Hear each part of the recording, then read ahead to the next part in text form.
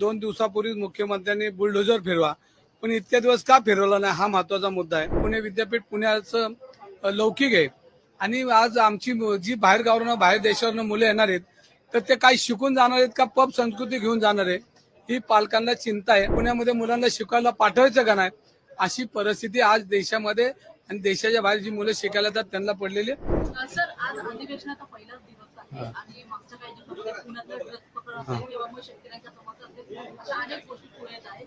अधिवेशनाचा पहिलाच दिवस आहे, तुम्ही अधिवेशनामध्ये कशा पद्धतीने सगळे मुद्दे मांडता? आज आमच्या पक्षाची बैठक आहे आणि ह्याच्यानंतर पुण्याच्या पब संस्कृती असेल, हुक्का बार असतील, अंमली पदार्थ असतील, पण पुण्यात ना अख्ख्या महाराष्ट्र आणि देशाच्या कानाकोपऱ्यामध्ये ज्या पद्धतीने अंमली पदार्थ आज विकली जातात त्याच्यात प्रामुख्यानं पंजाब नंतर आता पुण्याचा नंबर लागतोय।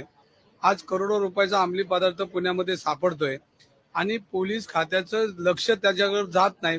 ज्या वेळेला एखादा कुठंतरी आपल्याला क्लिप येते किंवा कुठंतरी एखादा पत्रकार किंवा एखादा नागरिक ज्या वेळेला बोलतो त्यावेळेला पोलिसांना जाग येते आणि 2 दिवसापूर्वी मुख्यमंत्र्यांनी बुलडोजर फिरवा, पण इतक्या दिवस का फिरवला नाही हा महत्वाचा मुद्दा आहे।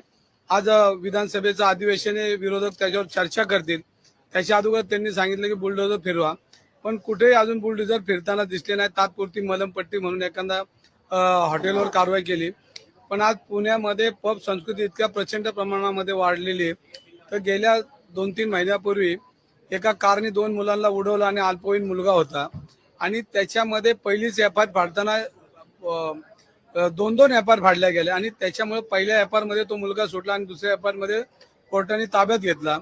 हा सगळा सारासार विचार करता त्या तपास अधिकाऱ्याला खऱ्या अर्थानं फौजदारी गुन्हा दाखल करायला पाहिजे होता, पण कुठल्याही परिस्थितीत फौजदारी गुन्हा न दाखल करता तात्पुरती मलमपट्टी म्हणून त्यांना निलंबित केले।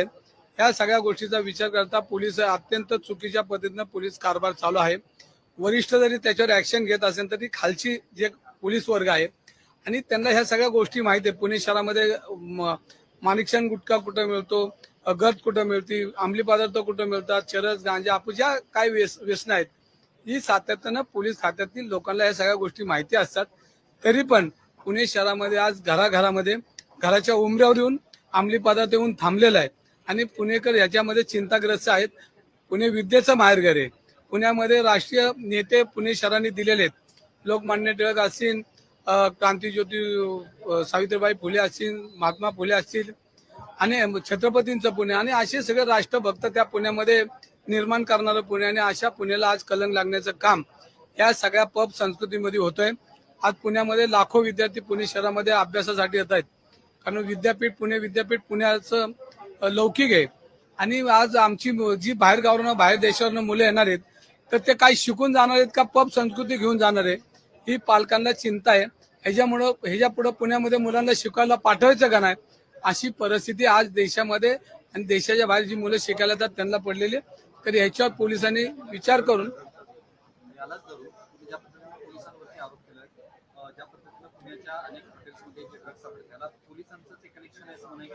आता जिथं ड्रग सापडला तिथं रात्री 3:30 वाजता सापडला, म्हणजे त्यांच्या नियमानुसार 1 वाजेपर्यंत 1:30 वाजेपर्यंत थांबतो। मग 3:30 वाजता जर एवढा धांगडधिंगा असेल तर मग पोलीस खातं, पोलीस चौकी, पोलीस स्टेशन हाकेच्या अंतर आहे, मग त्यांना कळलं कसं ना? म्हणजे ह्या सगळ्या गोष्टी पोलिसांच्या मेहरबारीवर चालतात आणि त्याला आशीर्वाद असतो, पण त्याच्यामध्ये काय काय आत उद्योग चालतात ते आपल्याला आपण चॅनलमध्ये बघितलंय आणि त्यामुळेच ते पोलीस जबाबदार आहे। पुणे विद्येचं माहेरघर आहे, पण आता जी पब संस्कृती आहे या विरोधात पुण्यातील सर्व आमदारांनी एकत्र आलं पाहिजे असं वाटत नाही का तुम्हाला? कारण का संपूर्ण राज्यातून मुलं ही शिकायला पुण्यामध्ये येतात आणि त्यांच्या समोर असा एक नवीन आदर्श निर्माण केला जातोय।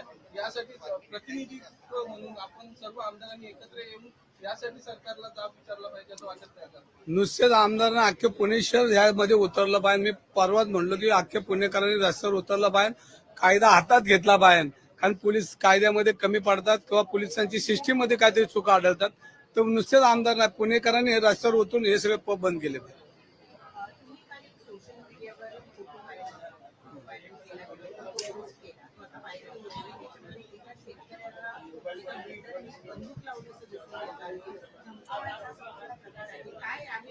याच्यामध्ये तो भोसले नावाचा कोणतरी बिल्डर आहे आणि नागरिकांना तो पैसे काही व्यवहार पूर्ण करण्यासाठी गेल्यानंतर ते बंदूक काढून त्याला मारण्याची धमकी देतात.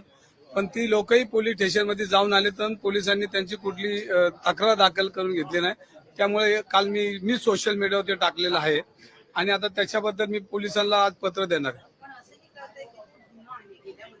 नाही, जुना असू नवा असू, शेवटी गुन्हा हा गुन्हाच आहे. तो कधी आपल्याला मिळू शकतो. पण त्या लोकांना न्याय मिळत नाही, ते लोक मायापर्यंत आले आणि मग आता आम्ही बोलतो. एक बातमी अशी येते आहे की केंद्रातल्या ज्या सगळ्या नेत्यांनी वरिष्ठांनी असं सांगितलंय राज्यातल्या नेत्यांना की छोटा भाऊ मोठा भाऊ करू नका, कारण आपल्याला ज्या पद्धतीने लोकसभेत यश मिळालंय तसंच यश आपल्याला विधानसभेतही मिळवायचंय. असं काही माहिती तुमच्यापर्यंत पोहोचली आहे का? नाही, याच्यामध्ये हे सगळे राष्ट्रीय नेते आमचे नाना पटोले असतील, बाळासाहेब थोरात असतील, पृथ्वीराज बाबा असतील, हे सगळे नेते मंडळी बसून ठरवतात. मी छोटा कार्यकर्ता आहे, त्यामुळे मला ह्याच्यामध्ये काही जास्त सांगता येणार नाही. छोटा भाऊ मोठा भाऊ, पण जे ज्यांना उमेदवारी मिळेल त्यांच्याबरोबर मी काम करणार आहे. मला दिली तर मी करणार आहे, दुसऱ्याला दिली तरी मी करणार आहे. शेवटी पक्ष आदेश मानणारा मी कार्यकर्ता.